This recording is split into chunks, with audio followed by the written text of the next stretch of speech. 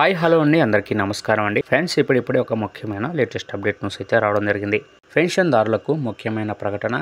ఏప్రిల్లో ఇది ఉంటేనే పెన్షన్ అంటూ ఒక లేటెస్ట్ అప్డేట్ న్యూస్ అయితే రావడం జరిగింది. అయితే దీని గురించి పూర్తి సమాచారం ఈ వీడియో ద్వారా తెలుసుకుందాం. వీడియో అక్కడ స్కిప్ చేయకుండా చూసినట్లయితే అప్పుడే మనకు పూర్తి సమాచారం అయితే తెలుస్తుంది. ఇక లేట్ చేయకుండా ఎవరోళ్ళకి వెళ్దాం ఫ్రెండ్స్. ఇక పెన్షన్దారులకు బిగ్ అలర్ట్. ముఖ్యంగా దివ్యాంగులకు యూడిఐడి నెంబర్ జనరేట్ చేయాలని కరీంనగర్ సెర్ఫ్ దివ్యరాజ్ తెలిపారు.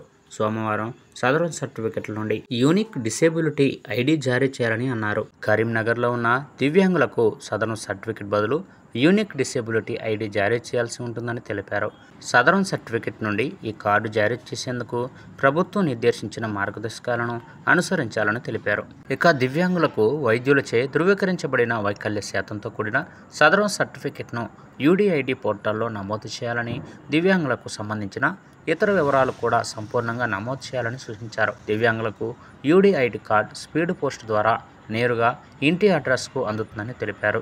అందులకు విజన్, కుష్ఠవ్యాధిగ్రస్తులకు, వినికిడి సమస్య గలవారికి, అంగవైకల్యం గలవారికి, మానసిక వైకల్యం కలవారికి వైకల్య శాతాన్ని పరిశీలించి యూడిఐడి కార్డును జారీ చేయాల్సి ఉంటుందని చెప్పారు.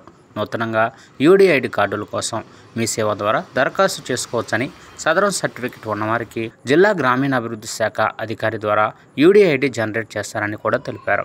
ఫిబ్రవరి 28, 2025 వరకు జారీ చేసిన సదరన్ సర్టిఫికెట్లతో పెన్షన్ మరియు ఇతర సదుపాయాలను దివ్యాంగులు పొందవచ్చని, ఇతర రాష్ట్రాల్లో ఏదైనా సౌకర్యం పొందాలంటే దివ్యాంగులకు యూడిఐడి కార్డు తప్పనిసరి అన్నారు.